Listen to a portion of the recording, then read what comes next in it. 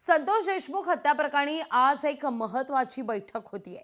मस्साजोगचे ग्रामस्थ आज ही बैठक घेणार आहेत।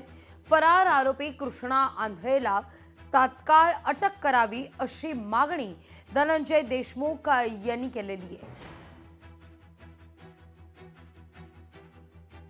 या सगळ्याविषयी अधिक माहिती घेण्याकरता थेट जाते बीडला आपले प्रतिनिधी सुधाकर जाधव यांच्याकडे। सुधाकर, या बैठकीला किती वाजता सुरुवात होणार आहे? लागवीजी आपण जर पाहिलं तर संतोष देशमुख यांच्या प्रकरणी आता मस्साजोगमध्ये आज सायंकाळी महत्त्वाची बैठक आयोजित करण्यात आलेली आहे। मस्साजोगचे गावकरी जे आहेत ते आक्रमक झालेले पाहायला मिळत आहे।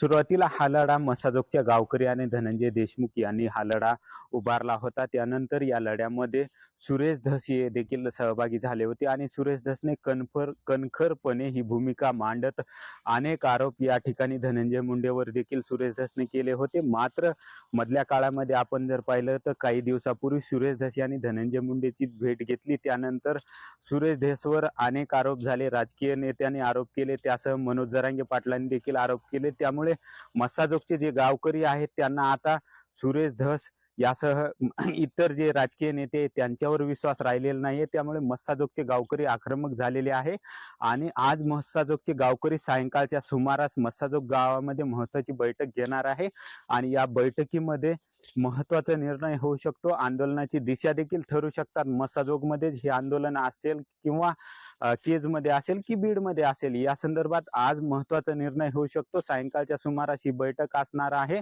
कृष्णा आंधळेला अटक करावी अशी देखील मागणी आता या गावकऱ्यांची आहे। लागवीजी सुधाकर, धन्यवाद तुम्ही दिलेल्या एकूणच या सविस्तर माहिती करता। लोकशाही मराठी ऐका, पहा, जागरूक रहा।